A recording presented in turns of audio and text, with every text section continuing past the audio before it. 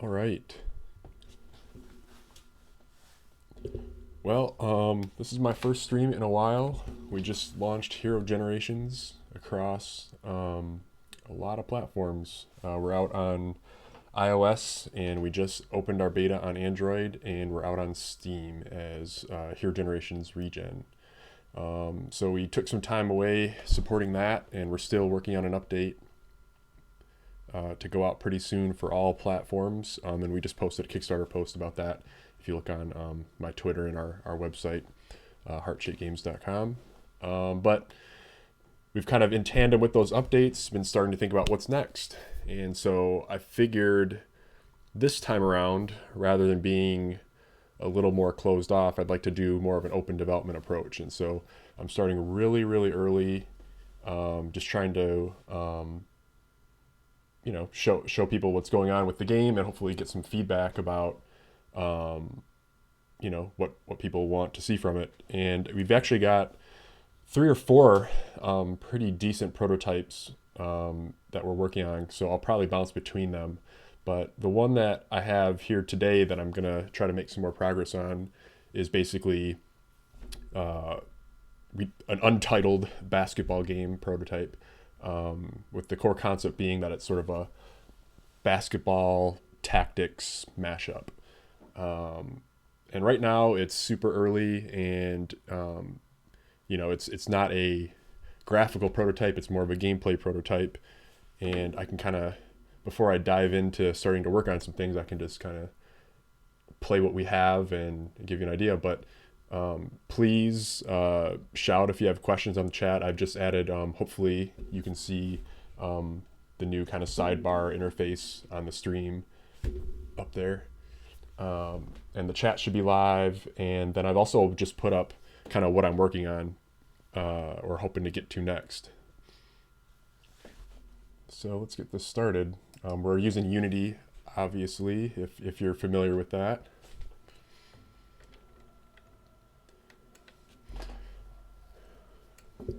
So you can see I was able to pause the game there. And the basic idea is that rather than having it be a totally real-time game, because there's a lot of sort of arcade or simulation games, we wanted to play more on like the core choices of basketball and play those up and give you more time to think about it. And so you can see here, basically at any time you can pause the game and go into this kind of command or tactical mode.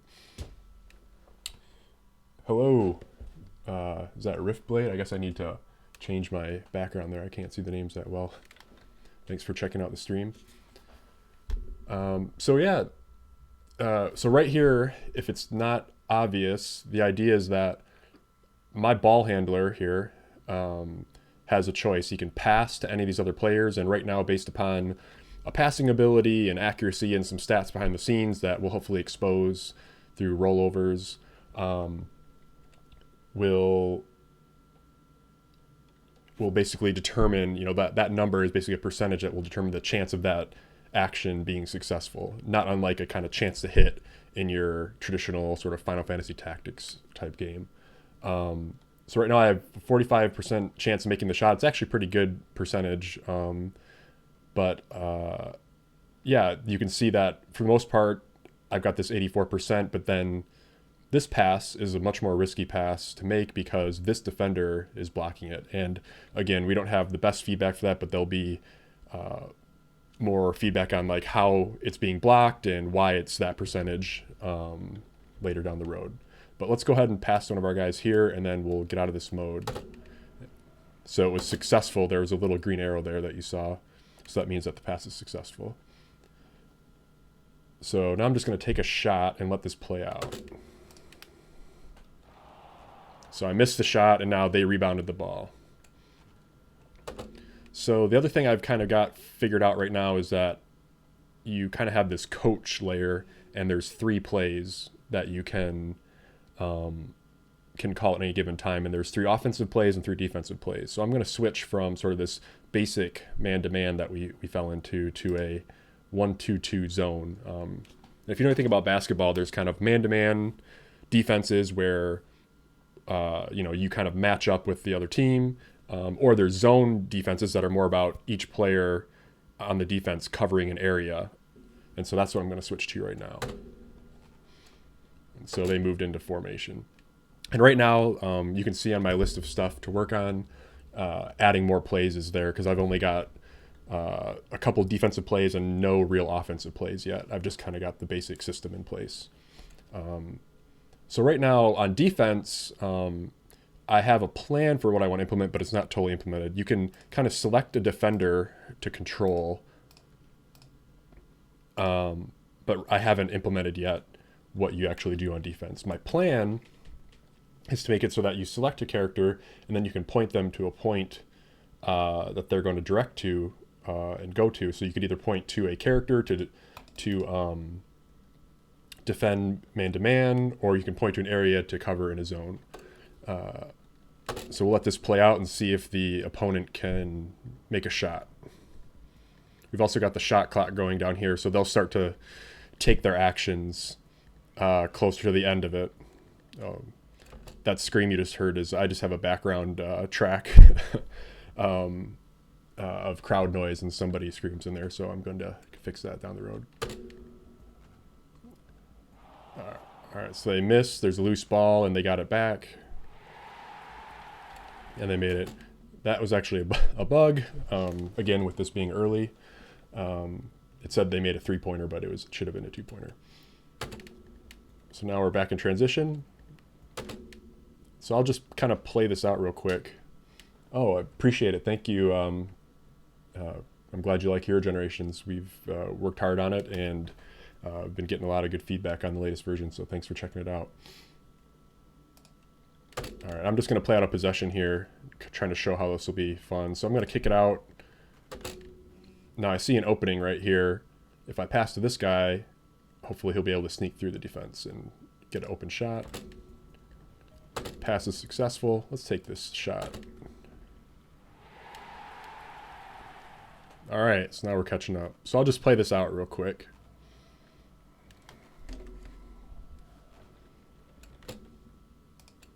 Switch my defense up a little bit. Right now everybody's moving really slow, and that was more just so I could see the action that's happening. But the hope is that I'll be able to add speed bursts and, you know, more natural action.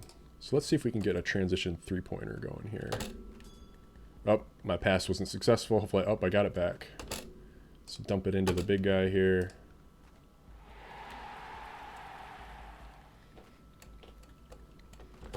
The AI obviously isn't very sophisticated right now, but the hope is that I'll be able to get some sort of special abilities in, or, you know, more AI behaviors of how they'll act. So maybe they'll strictly stay to their zone, or maybe they will react to opponents coming into their area, so they'll get closer to them. So all that sophistication isn't there yet. I'm really at the earliest point trying to see, is this fun? Are the choices that you have to make as the player fun over, you know, a decent period of time? There's that scream again. You can see I've kind of got this like audio scratch that's affected by the time, so kind of feels good to play around with that.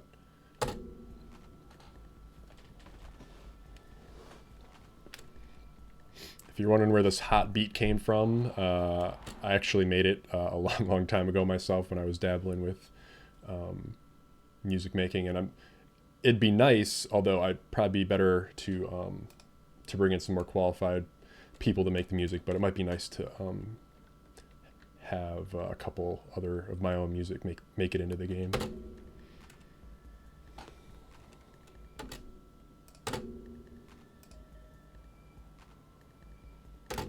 Oh, so he blocked my pass. And this is where, like, I can just kind of go forward and beat the defense, and it's not that fun, but the hope is maybe I'll play with adding some sort of limitation on how often you can use this, or maybe after you use it one time, there's a short cooldown time for when you can use the slowdown again. You know, that type of balance stuff will come into play. But for right now, it's fun just to be able to stop. Almost kind of like VATS and Fallout 4. Fallout 3 and Fallout 4. All right, I will turn the music up. Thanks for letting me know. was trying not to drown out the mic.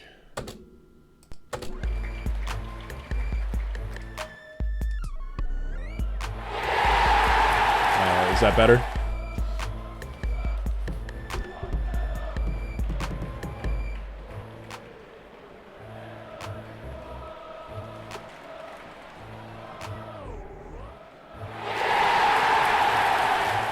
All right, cool.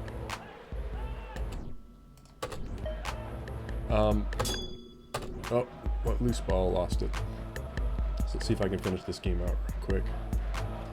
The other thing I just wanted to point out is like, I created these characters in combination of Blender and Maya, and then there's sort of these animation libraries that I was able to take advantage of.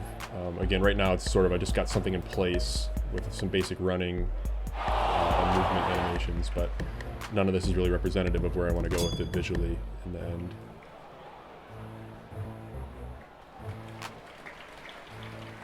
Oh, thanks. I'm gonna try to do, I don't know, I've always been so busy now that I've got a sort of a, an indie studio to run, but it used to be a big hobby to make music. And now the game, so it looks like the opponent beat me here, and I gotta restart the editor. So yeah, so that's the basic idea, and I feel really good so far about that basic kind of pause tactical mode, making choices about where to pass, when to shoot. It's coming around. It's just a little dull on the defensive end because there's not much for you to do. And I think it'd be better if there were more surprising actions that people did, because right now all the characters kind of move at a standard pace and you kind of can see where they're going. But it might be more interesting to say, one of your characters makes a hard cut when they don't have the ball, and you have a very short period of time to react to it and hit pause and to hit them at the right point. And likewise on defense, maybe the opponent makes a hard cut and you have to pause and quickly address your defense before they get too far open. So all that stuff, hopefully, as I develop the game here over the next week or two, will get better. So just looking at my tasks here, before I dive into defensive controls, which is what I wanted to play with today, I actually want to fix one small bug that's been bothering me in this intro sequence. Oops. You can kind of see here that at the jump ball, these characters are facing this way when they should be facing that way. So I'm going to play around with that real quick and see if I can't get that to look better. So I'm going to switch to a different view here, and I actually might put on some background music here. And yeah, let me know if you're interested in anything about how the development side of things works with this particular game.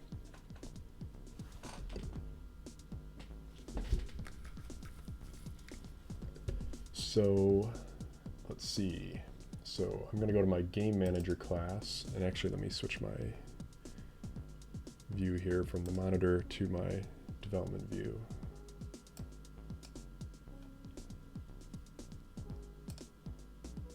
All right. Can you see that text okay? I tried to make it a little bit bigger, but I added the little code window down there at the bottom. So I've got kind of a game manager class that manages, all of the high level things, and then all of the characters themselves have their own scripts that handle their AI movement and that type of thing. So the jump ball is handled in the very beginning setup here.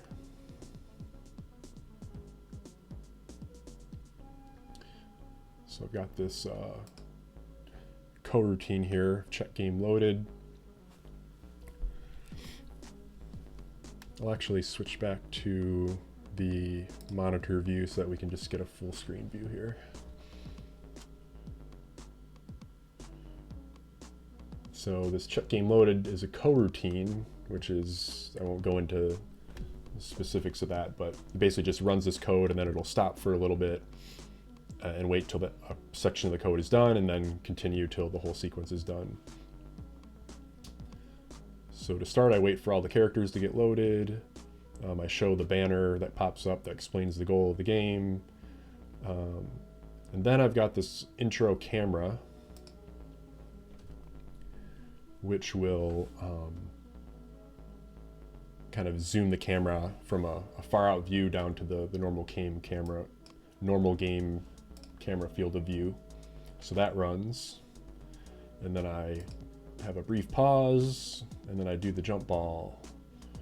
So what I need to do is figure out how and where I actually set the player's initial stance. And this game manager actually has references to a separate class, which is called Team Manager. And I have obviously two team managers that kind of sub-manage the plays and the actions of each of the two teams in the game. So there's a spawn function here that manages all the characters being created and placed.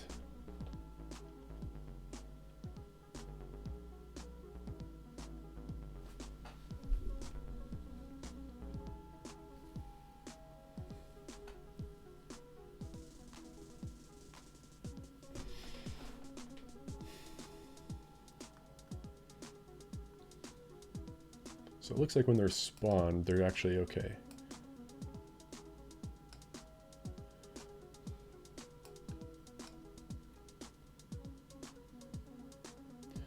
So this is the line right here that manages how they're created. So they instantiate this game object that comes from a prefab that I set up earlier.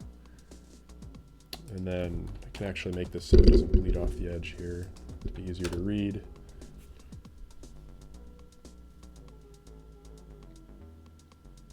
So what is this? Get curve rotation.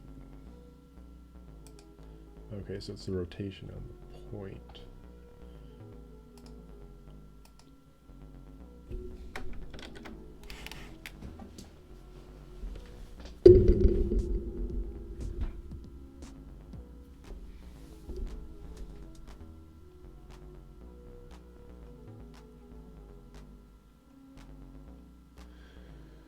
So behind the scenes, I have a kind of a play system. So I say and a play is just a set of starting positions and end positions.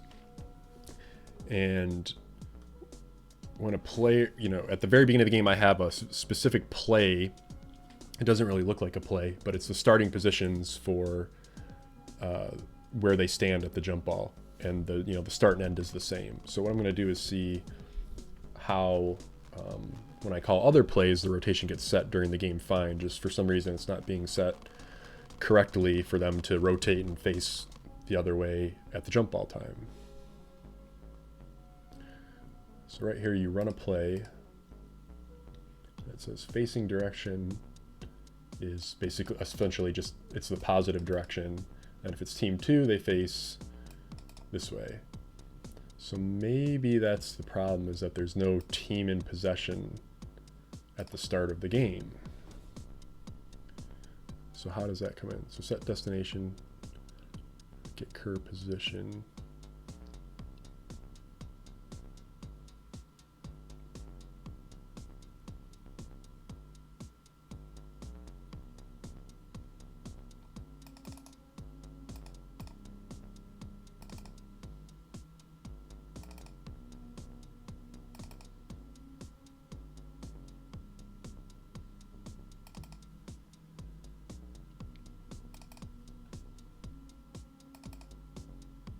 Just seeing everywhere this facing direction thing is used. Okay, so we do call this at the beginning of the game. So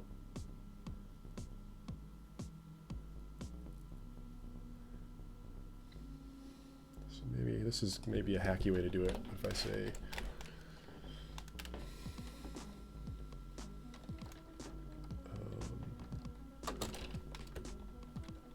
or if you're on team 2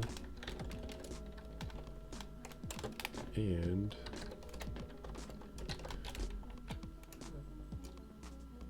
it is, so we have kind of like an overall game state. So I'll say basically during the jump ball time and you're on team 2, let's make a special case to switch your facing direction. Let's see if that has something to do with what's going on.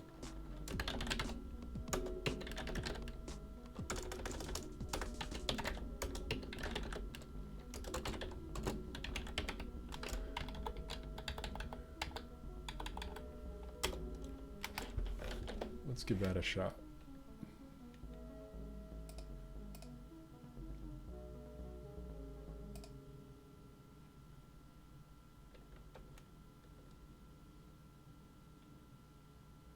Oh, some sort of error.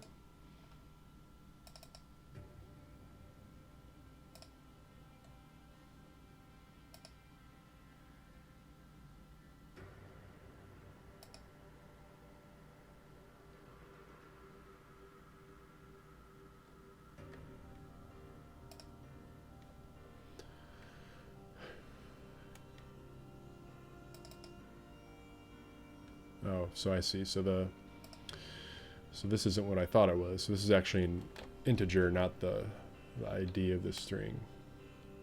So I need to just switch to 2, I believe.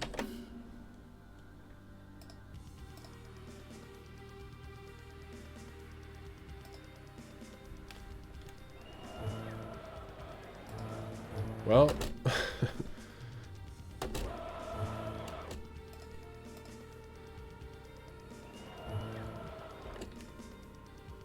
it runs, but didn't solve the problem.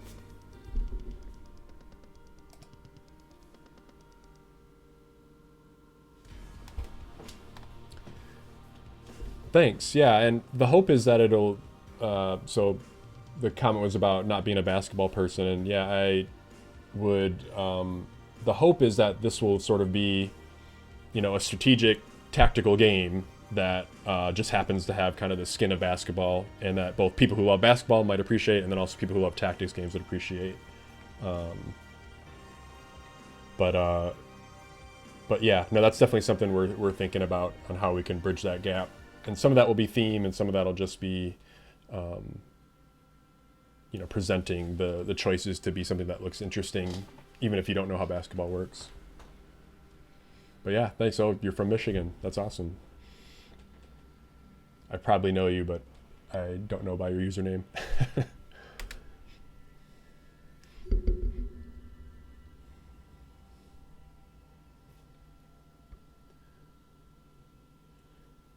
All right.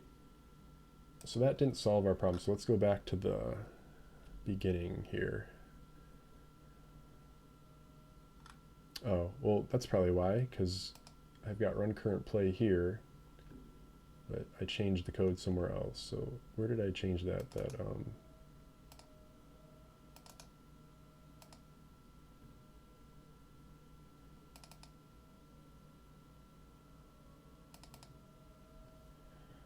Okay, so I'll actually change this in a different spot.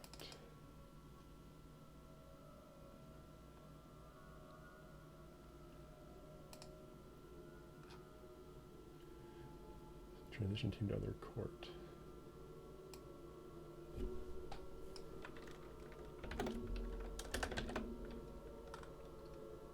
So what about here?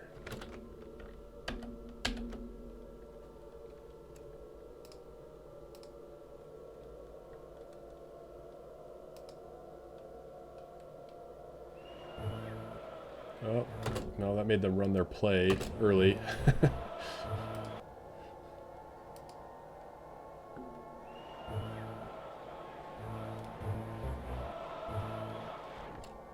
So it did something. That's good.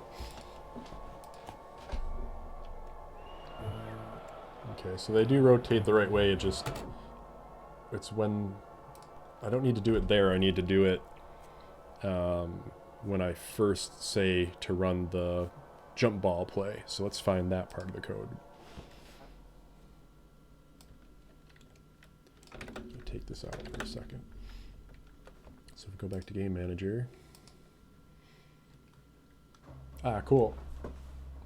Well, thanks for checking out the stream. Appreciate it.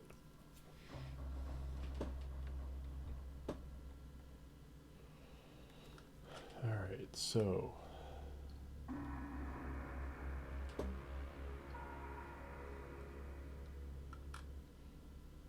So I think at the beginning of Team Manager, I tell them to run an initial play. So in the start function here is basically called at the start of the scene loading in Unity. Team 2 runs this, it sets this play, but I don't tell them to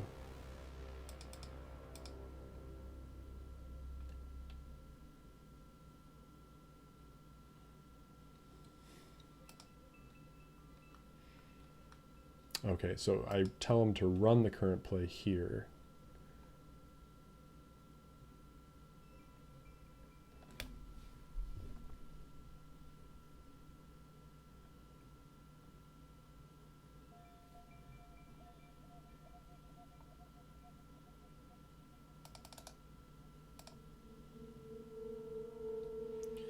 Wonder if I can just fudge for this one situation the rotation of the character,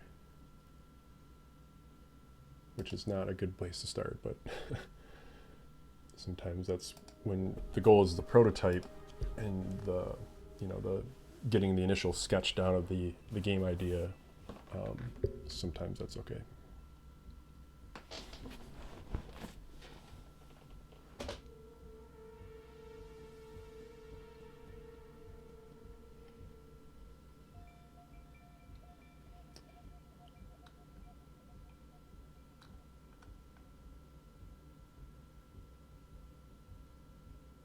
So what if I just did this, like,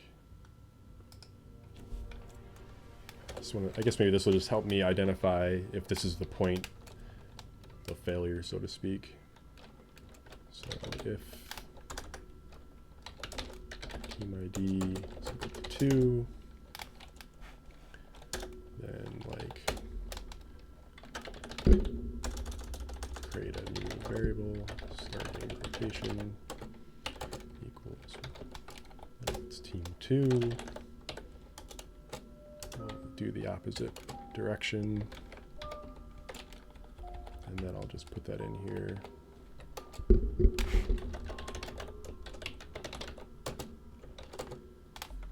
And who knows? Let's give it a shot. Sometimes that's the fastest way to get there. Oh, but it's a quaternion. And MonoDevelop just apparently saying stop doing that.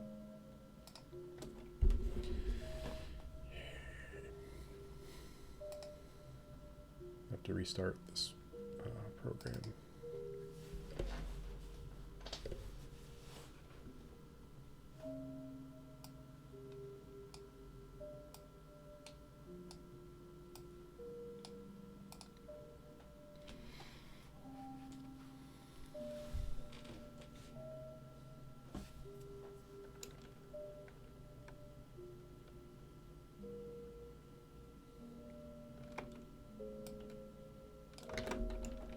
Here's an even hackier solution. We can spawn .row.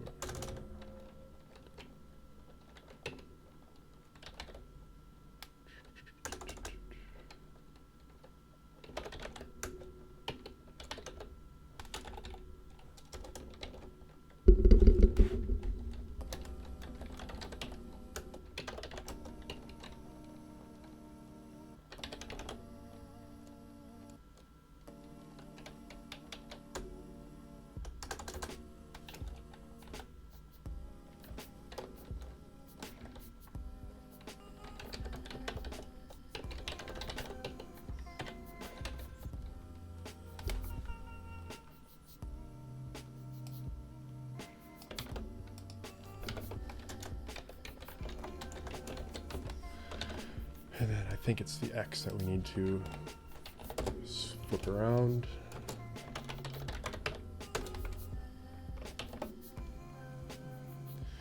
What starts as a simple change turns into a big one, but that's okay.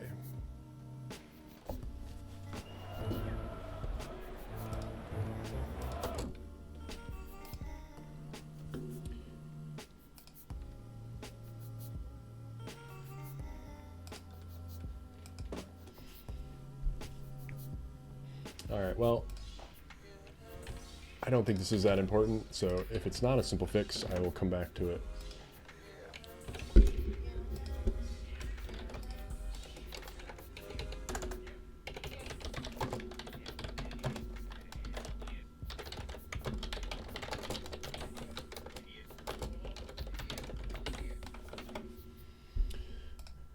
Okay, let's make sure everything still works. Yeah, there's Overload, the game I kickstarted, made by some other fellow Michiganders, which is like a remake of Descent. They were pretty successful, and the game's coming along. I'll probably try to stream actually their latest demo at some point.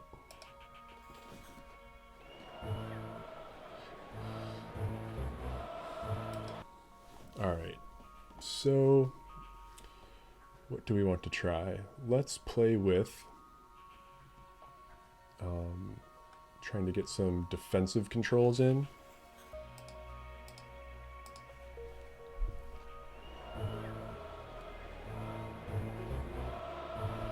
So the hope is you pause, you can pick whoever you want to direct around on your team, and you can point to a position, and they'll change their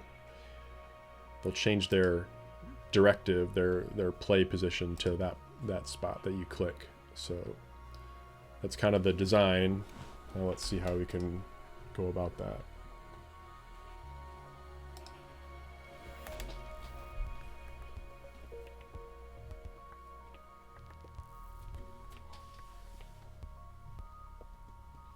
So I've got a class called Enemy Movement, and this kind of handles their behavior state machine or their AI. So normally, because characters up until this point haven't had controls that can kind of change their position,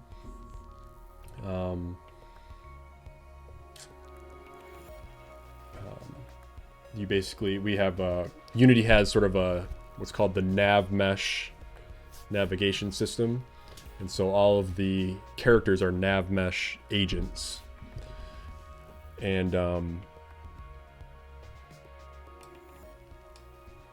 put down the audio just a little bit because it's too much. So to control them, I kind of set their destination, which is a position, just a 3D position in space. And then based upon whatever state they've chosen, which is a separate kind of whatever AI brain that kind of makes decisions every few seconds on how to change their AI direction. I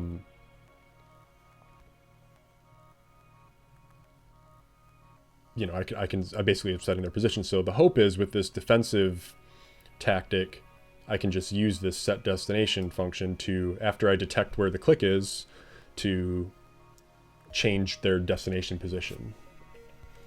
And you can see right here, basically all I've got implemented right now is 3 kind of states. It's actually 4, but they can just pick a wander position, which is like essentially pick a random position. That's kind of why the AI is so dumb right now, because sometimes they'll just pick a random position that has nothing to do with the play, and they're out at the edge of the 3-point line. Transitioning is sort of a state that is when, whenever there's a rebound or someone scores, the teams transition to the other side of the court. And so I make them move a little bit faster. Here you can see they kind of have this increased speed to their navigation. And so, I run that state, and then it goes from that state to running the play that you assign from that UI that you saw earlier. And then attacking is sort of a special one that is where you've got a specific target object or position that you can go after, and that's usually like the man-to-man style, where like you've picked a character or an object on the floor, even if it's like an invisible position marker that I've made, and so you're always moving towards that. So in theory, they could chase around a moving agent, not just moving to a separate spot. So with those 3 things, it's already pretty robust, but you know, the reaction in basketball is quicker, so the AI will have to eventually react quicker too and have more options here. But anyways, that's kind of the basics of what I'm doing there. I've already got this set up. This has to be triggered from input, so I've got another class that kind of manages the input.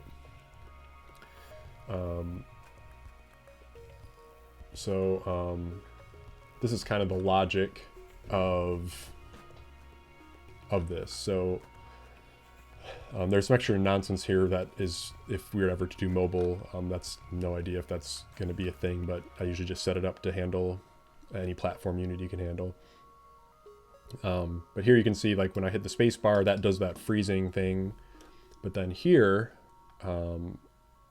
after some conditional checks, you know, we're going to look for the mouse button to click. And, you know, right now I've got code for detecting, okay, I click on one of the other players that I want to pass to, or the hoop to shoot to, and this detects it. So after hitting the mouse button, it basically does a ray cast based upon the mouse position, and then checks basically if it hits any object that is valid with a collider. And so if we have that, then we go into this function that's called handle it. So we've got our selected target, and that lets us handle this.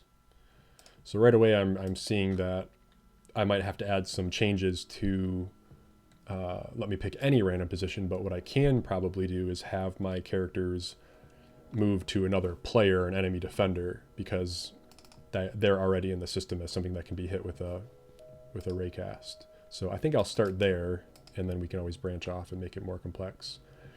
So in this handler, I basically distinguish between, you know, who currently has the ball, which is with this team in possession variable. So, you know, if you're on offense or defense, your controls will change. So the offensive stuff is up here, so I'll skip down. But normally on team one right here, I would just say, hey, is the selected thing that we hit with our mouse a member of team one? Then it's a pass. If it's the basket, then do something else. Start the shot and check if you make or miss the shot.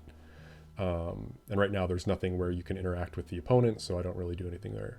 So on the flip side, on defense, what we want to do is say, so if we're on defense, if team two has the ball, and we hit somebody who has our team one, right now I've got it set up so that you can select them. So I've got it set up that there's a global defender variable that tracks who is selected, and I just pass that here. What we want to do now is this scenario right here. If we click on the opponent's characters. So the first thing we want to do is make sure that we have an existing defender selected, which should never happen. You should always have somebody selected, but you still want to check for it so the game doesn't crash. So if game manager instance defender does not equal null, so it means we have a defender selected and they're the person that we're going to direct. Now what we're going to do is direct defender to move towards the selected character. So now we have to figure out how we get access to that stuff from here. So I'll go the long way around, and then we can maybe clean it up a little bit. So the defender, as of right now, is just a game object. So we need to get this class that's on them, which is the enemy movement class, I believe. Yes. And so, I'm going to create a new, I'm going to tie into this system I've already got and basically change their state on the fly. So I'm going to say, first, so I've got this kind of state enumeration up here, enemy state. So let's go to that declaration, which is right here. So basically, if you're curious and you're not a programmer, this is called an enumeration, which basically gives names to, you know, a numbered, yeah, gives names to a number. It enumerates names or something like that, I guess is how I think of it. So I've got these states, and what this lets me do is just refer to these states by a name that makes sense to me. So we've got the wandering AI state, attacking, transitioning, pathing, which is a part of like following a path on a play. And then I'm going to add a new one here, which is, I guess it's moving to a new target. So it's,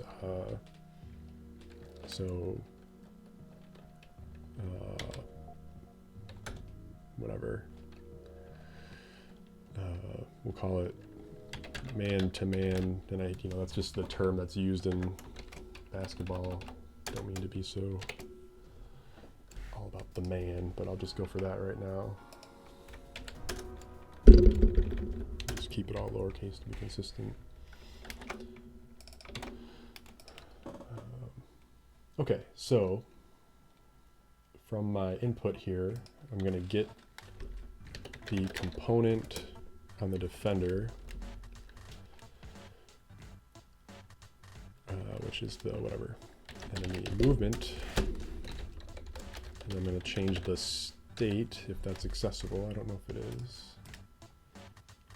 Okay, so it's not.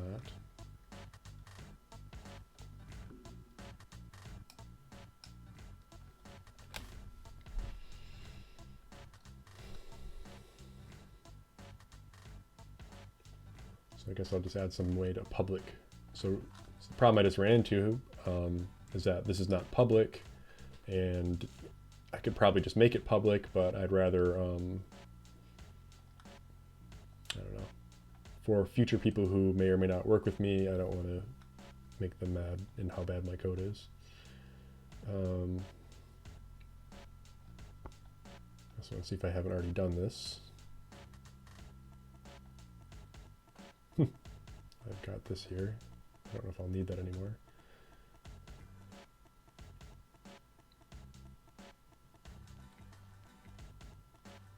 Okay, as far as I know, I don't have a thing that just sets the state outside of here.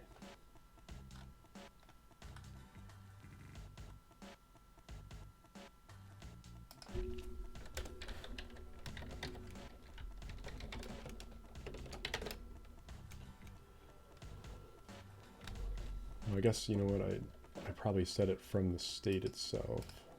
Yeah, so the AI normally the AI manages its own state and just makes decisions on its own. So this is the first time we're ever having to say, like, from an outside source, make a decision based on what what we're saying from input.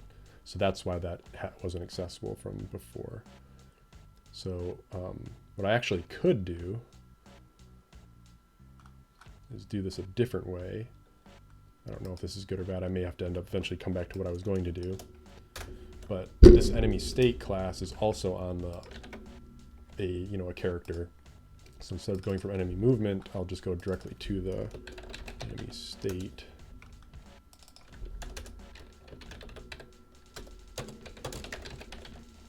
And then we'll add our new state. Okay, this music stinks, whatever we picked here.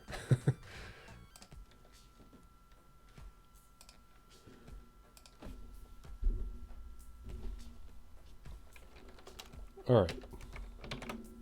So what we've said here is let's switch this man-to-man defensive state and go to that agent.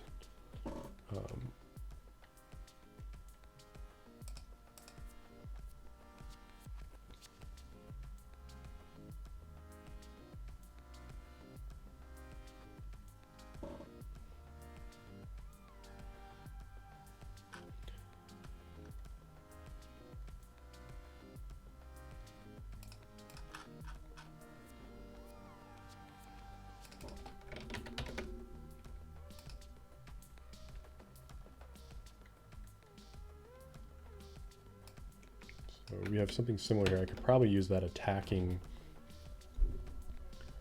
behavior, actually.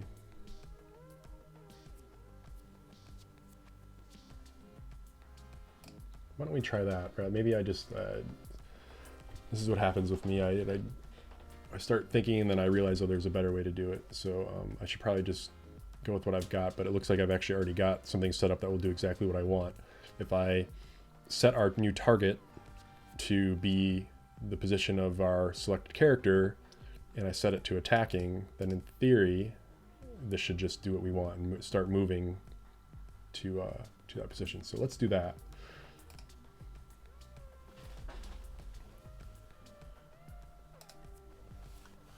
So I have to go back to the manager here. So we're actually going to go attacking. And then I'm going to go to the enemy movement.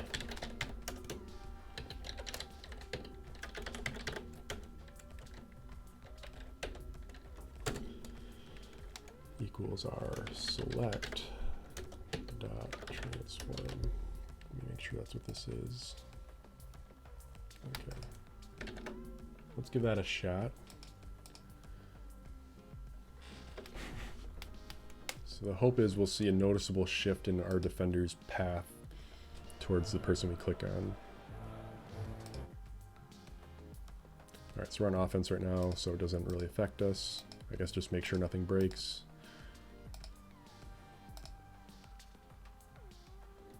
All right, so far so good.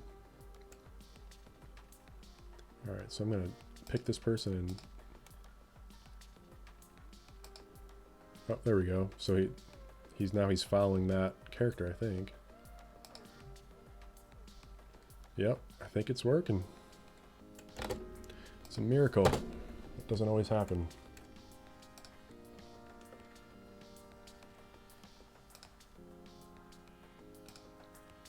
See if we can get back on defense here.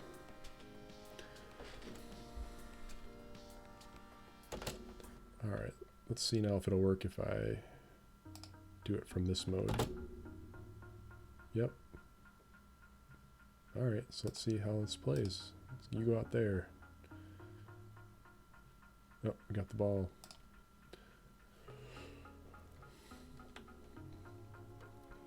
All right, well, that was simple enough. Benefit of architecting it, all right. So I'm gonna pause, I'm gonna point you to go to this guy. I'm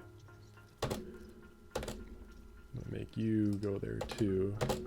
Let's try to stop this guy. Oh, he got the shot off. All right, well, I can see that being fun, especially if you have to like you set the guy in motion.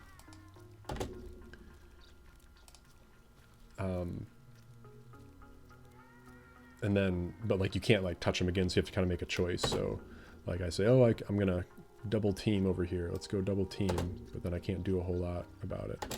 So, and the other thing I'm noticing is that, so I've made that decision, but then the play kicks in and overwrites our choice, or basically his decision timer right now is overriding that. So I may need to reset the decision timer so that he has more time to react to where he's supposed to go. But the basic's in without much trouble. This is a mess. It's like a rugby match, very slow rugby match now instead of basketball.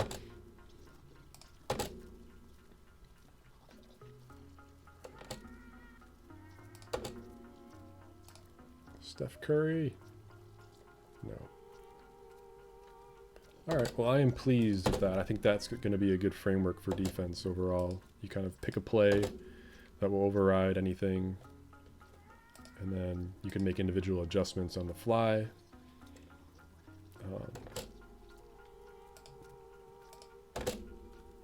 There we go. Yeah, I like that. It's feeling pretty fun. So why don't I make that quick decision timer change, and I'll explain what I mean. So normally, the AI that I've got, I should probably do this outside of the update loop, but basically I've got a simple timer, and then when the timer passes how long it should take to make a new decision, it goes and does that. So it resets the timer, sets a new time basically to end the current action, and then goes ahead and makes the decision and starts the new behavior in motion. So what I should probably do is change the state, then call this function here make decision, which I'll just make accessible for right now. And then yeah, if I set it to attacking,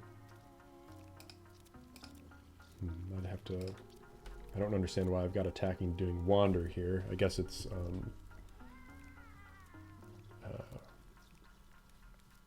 maybe I can just add an override or something, or maybe this is a reason to do the man-to-man thing, so that it's a separate state, so that I don't have to worry about conflicting with the original idea here. But yeah, why don't we start there?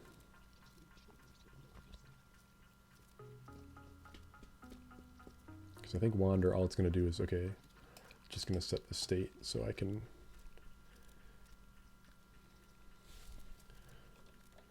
So I will actually do that differentiation. There'll be some duplicate code, but hopefully over time it will be worthwhile. So go to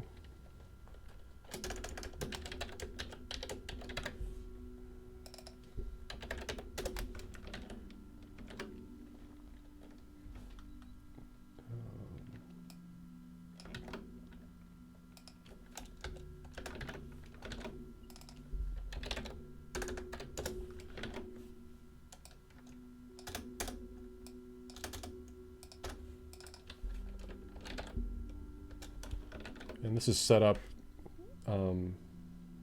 just because I'm making assumptions that I'll probably want to do more elaborate things at the time of switching states down the road, but right now it's kind of unnecessary functions and things. All right, so I've got this man-to-man now instead. And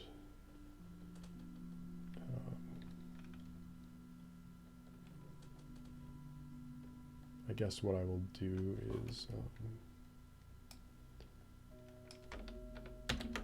do this here.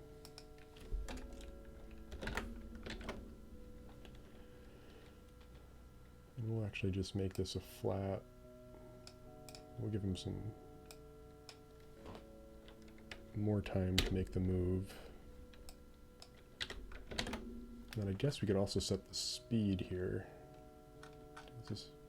No, the speed is handled somewhere else. So the one thing I've been meaning to do when is refactor this so all of the enemy stuff is kind of in one place. I've got some unnecessary separation of code that's actually clarifying to me that I don't need it. So I'll have to think some more about that. But again, I've kind of just been whipping this up fast to get to the core fun of everything. All right, so let's see if this works, and then maybe I'll call it. So man-to-man. So the change I have to do is go to input manager. We'll go this to man-to-man. And we'll set the target here.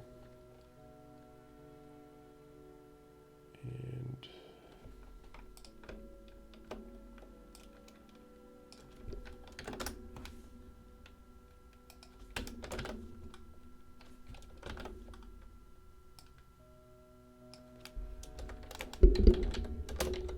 make decision. And the only thing I realize I need to touch again is this stuff here. Just for certain situations, we'll duplicate this behavior.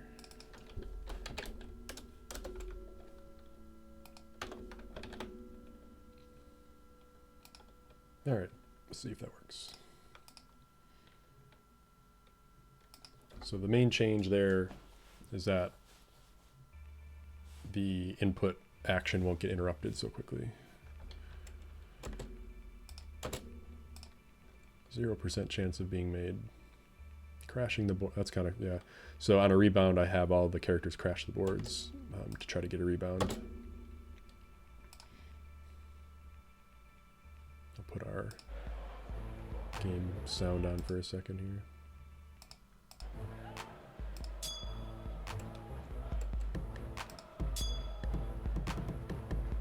So I'm gonna pause.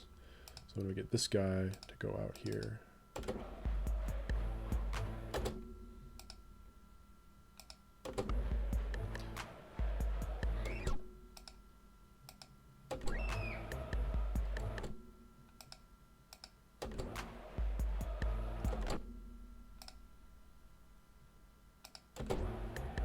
Let's bring you back in the fold here.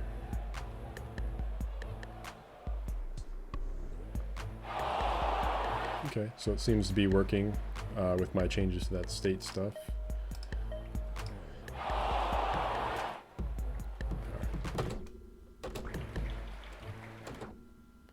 So one thing that I maybe didn't point out is that you can also see the enemies percentages. And again, right now they're not that interesting.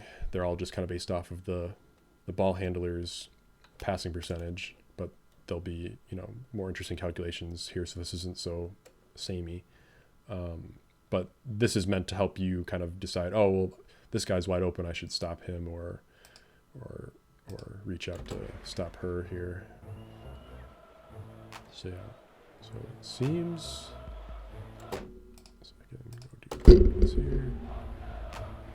And we might want to eventually add some more acceleration so that they like burst to get there, and maybe that would use up some energy.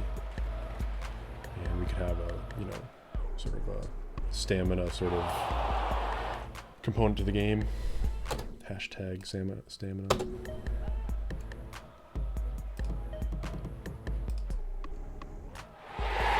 Alright.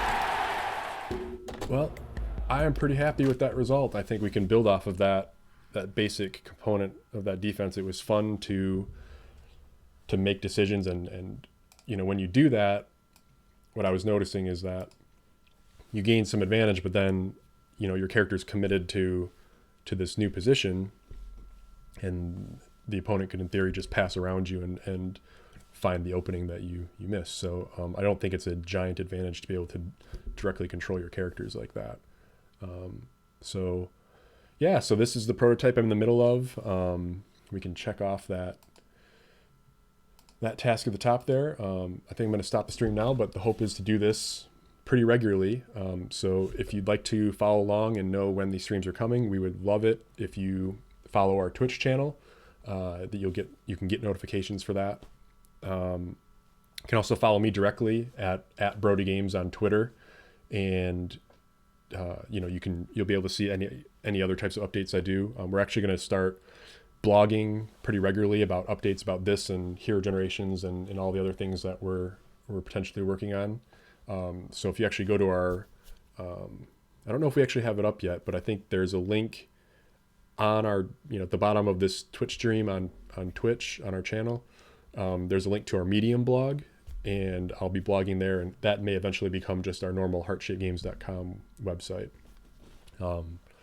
Kate, who is, you know, my wife and works with us, put that all together. So I'm pretty happy about how that's all come together. And yeah, love to have you along for the ride as we work on this game. And if it becomes something bigger, or if not, you know, you'll at least see kind of the process of how, you know, teams and small teams kind of make decisions about what games to work on, and how things go from a basic prototype to a finished product. So hope you appreciated this, and I'll see you next time.